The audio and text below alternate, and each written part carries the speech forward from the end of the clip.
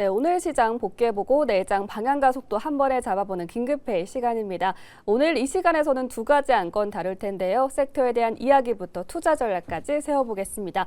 네, 오늘 함께해 주신 두 분입니다. 소재민 JNC 투자자문 대표, 김우주 FNC 대표 함께합니다. 두 분 안녕하십니까? 안녕하십니까?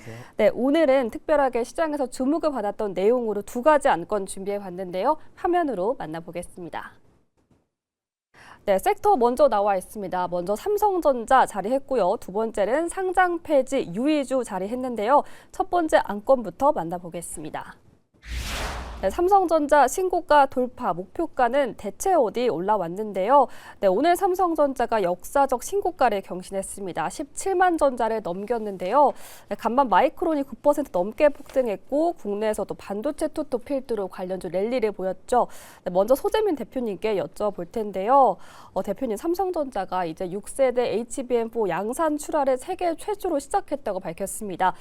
그렇다면 이게 경쟁사인 SK하이닉스 그리고 마이크론과 비교해서는 어떤 경쟁력이 있다고 보실까요? 사실 뭐 경쟁사라고 하기보다는 삼성전자는 이제 좀 약간 따라가는 추격자의 역할이긴 하죠. 네. 삼성전자 같은 경우가 이번에 첫 양산을 시작했다, 뭐 처음이 중요하다, 사실 이런 것보다는 제가 개인적으로 생각하고 있는 건 지금 HBM 반도체 4에서 좀 중요하다라고 얘기가 나오고 있는 게 결국 커스텀 HBM 뭐 이런 얘기들, 맞춤형 HBM 반도체, 맞춤형 시스템 반도체, 결국 여기에 좀 포커스가 많이 맞춰져 있거든요. 네. 그렇다라고 한다면 삼성전자 같은 경우는 메모리도 할 줄 알고요, 설계도 할 줄 알고, 시스템 반도체도 할 줄 알고, 파운드리도 할 줄 알고, 후공정까지 다 할 수 있기 때문에 사실 여기에서 원스톱이 되게 장점이다라는 이유로 시장이 좀 많은 기대를 하고 있는 상황이죠. 아마 점유율을 좀 많이 늘려가지 않을까, 뭐 이런 기대감을 하고 있는데, 이번에 HBM 반도체 4를 먼저 나와서 메모리 시장에서 삼성전자가 주목을 받는다? 사실 전 이것보다는 앞으로 아직까지 삼성전자에서 나오지 않은 이슈가 뭘까를 좀 생각을 해보면, 네. 지금까지 삼성전자 왜 여기까지 올라올 수 있었을까?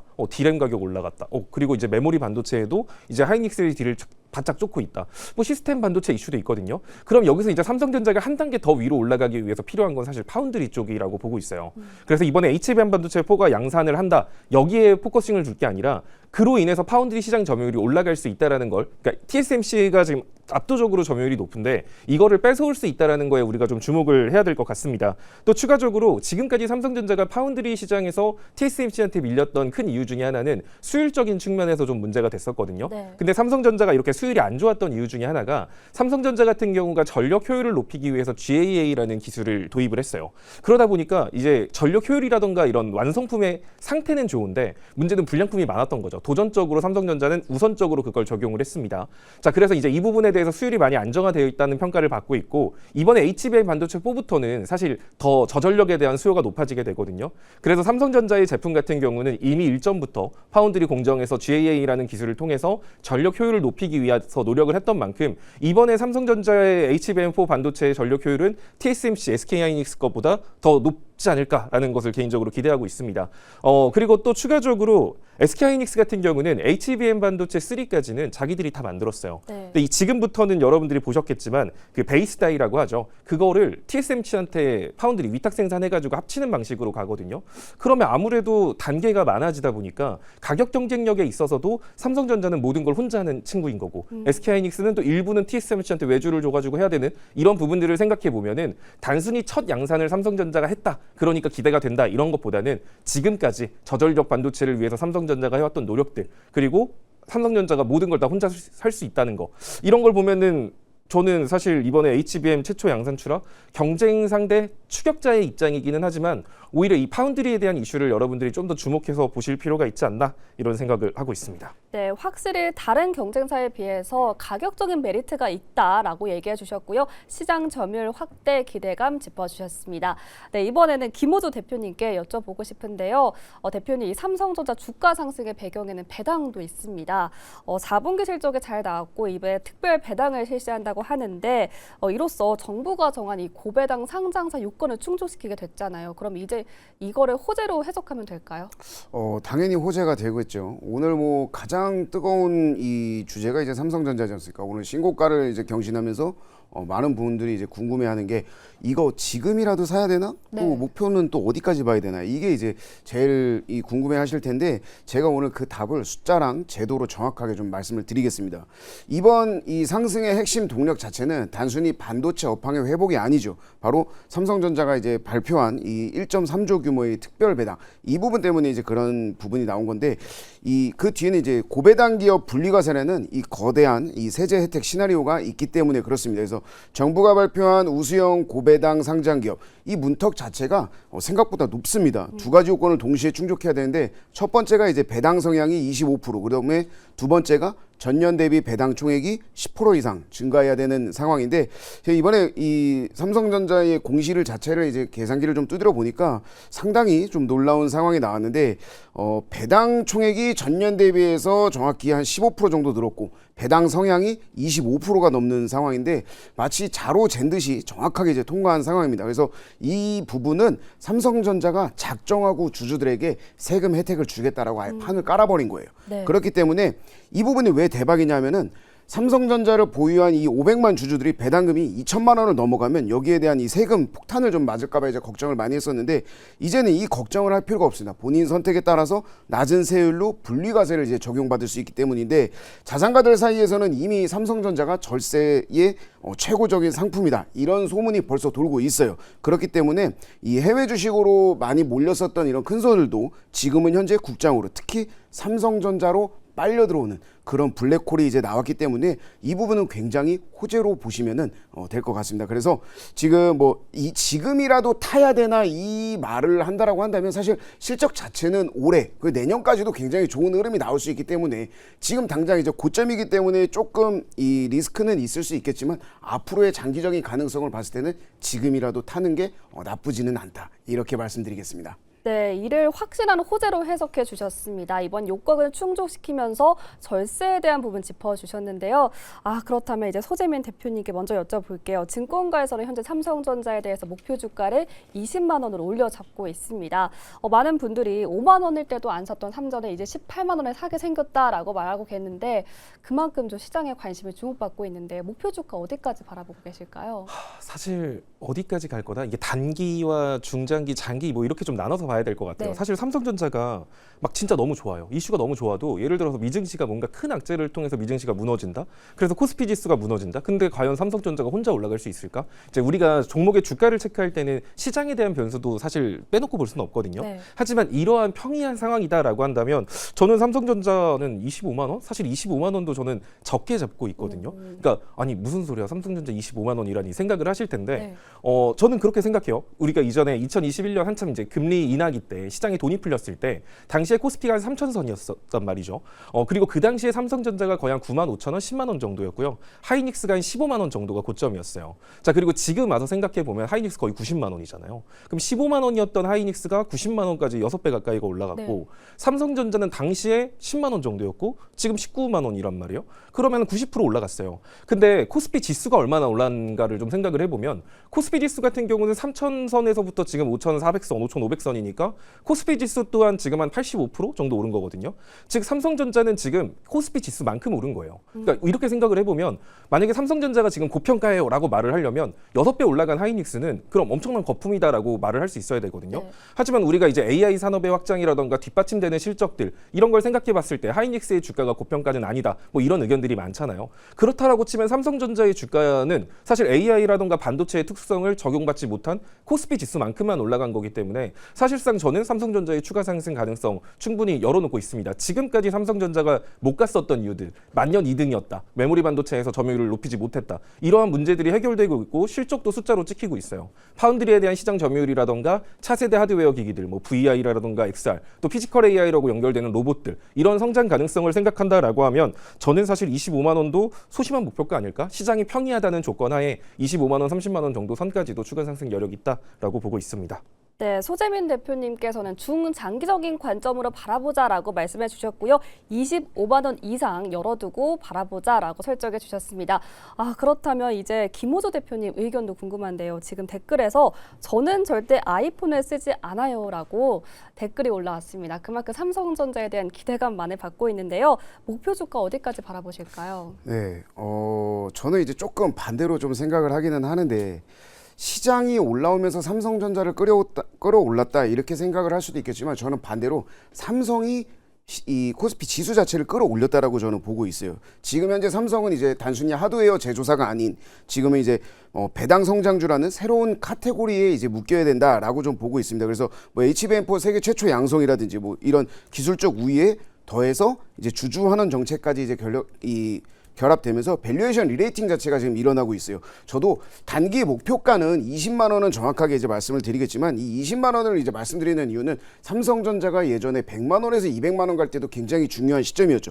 똑같다고 생각을 하시면 될 것 같아요. 지금 현재 정고점 돌파를 넘어서 새로운 가격대의 시작이 바로 20만 원이 아닐까. 그렇기 때문에 20만 원이 이제 굉장히 중요한 상황으로 볼 수가 있고 그 20만 원을 넘어간다면 2차 목표가인 25만 원까지는 충분히 갈 수가 있을 것 같아요. 그래서 이번에 분리과세 혜택으로 이 부분도 이제 본다면은 장기적으로 봤을 때는 충분히 이 20만 원을 넘어서 이 새로운 가격대까지도 충분히 탄력이 좀 붙지 않을까 이렇게 좀 보고 있기 때문에 1차 목표가는 20만 원, 그리고 2차 목표가는 25만 원 충분히 가능하다 이렇게 말씀드리도록 하겠습니다. 네, 김호준 대표는 1차 목표가 20만 원, 2차 목표가 25만 원으로 설정해 주셨습니다. 네, 이렇게 삼성전자 목표 주가까지 알아봤고요. 이번에는 두 번째 안건 만나보겠습니다. 네, 이번에는 상장 폐지 유의주 올라왔는데요. 내용도 살펴볼게요. 네, 동전주 상장 폐지 요건 상한가 vs 급락 다 나왔다 올라왔습니다. 정부가 부실 기업을 퇴출시켜서 시장 환경을 건강하게 만든다고 밝혔습니다. 이 상장 폐지 요건을 강화한다고 밝혔는데요. 오늘 관련주가 급등락을 보였기 때문에 안건으로 가져봤습니다. 김호주 대표님, 이번에 1,000원 미만의 동전주를 새롭게 요건으로 좀 편입이 됐습니다.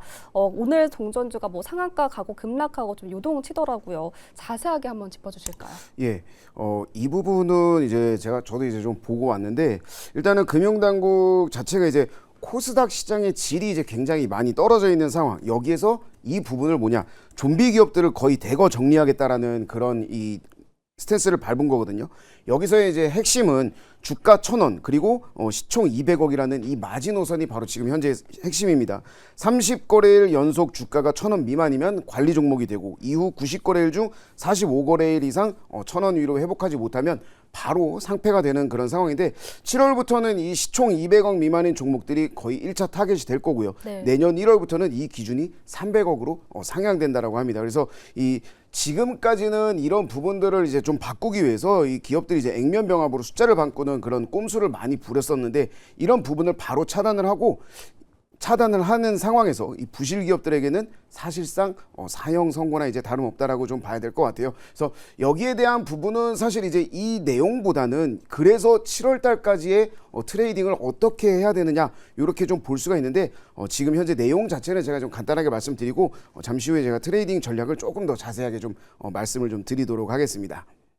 네, 이렇게 내용 자세하게 짚어봤는데요. 소재민 대표님, 오늘 이 이슈로 인해서 동전주 안에서도 뭐 소프트젠, 보혜양조, 엔투텍이 크게 올랐습니다. 이 종목들이 좀 급등한 이유가 있을까요? 뭐 앞서 말한 것처럼 동전주 되면 이제 관리 종목 되고 며칠 동안 동전주 탈피 못하면 너네 아웃 이거잖아요. 네. 그러다 보니까 이제 동전주 위주로 했던 기업들 입장에서는 뭔가 여기서 대응책이 나오지 않을까? 이 주가를 올려야 되니까요. 회사 입장에서는. 그럼 회사를 올린다면 뭔가 자구책이 등장하지 않을까? 뭐 액면병합 같은 거 하지 않을까? 사실 이번에 보면 액면병합을 통해서 주가를 올린다라고 했을 동전주를 벗어난다라는 거는 취급하지 않는다라고 했습니다. 하지만 액면병합을 해서 유통주식수를 줄인 다음에 주가가 유통주식수가 적어지면은 상대적으로 적은 매수세도 확확 치고 올라갈 수 있거든요. 그러니까 그런 식에 대한 기대감 그리고 또 이제 투기성 수요 왠지 얘네 왠지 죽을 것 같기는 한데 막판에 한번 해먹지 않을까 막 약간 이런 기대하는 투기성 자금까지 섞이면서 보면은 지금 되게 가볍고 동전주 어떻게 보면 위험하다라고 싶을 수 있는 종목군들 안에서 네. 매수세가 강하게 들어가고 있거든요.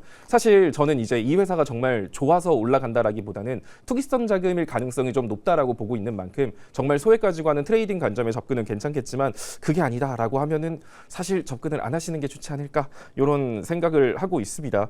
그래서 결국에 중요한 건 동전주 안에서 근데 그런 종목들도 있거든요. 회사가 돈은 잘 버는데 막 한 1,000원대 언저리 왔다 갔다 해요. 네. 돈은 잘 버는데 완전히 시장에서 소외받은 어느 섹터에도 끼지 못하고 소외받고 있는 그런 종목들에게는 되려 기회가 될 수 있겠죠. 하지만 이제 여러분들이 그냥 단순히 동전 주고 동전 주니까 무조건 1,000원 위로 올려야 돼 이런 생각을 가지고 접근을 하시면 크게 당하실 수도 있으니까 일단은 조심을 하셔라 이렇게 말씀을 드리겠습니다. 네, 소재민 대표님께서 지금은 굉장히 좀 위험한 구간에 있기 때문에 조심하게 대응해 보는 게 중요하다라고 말씀해 주셨는데요. 그러면 김호조 대표님 7월부터 트레이딩 전략 어떻게 세워봐야 할까요?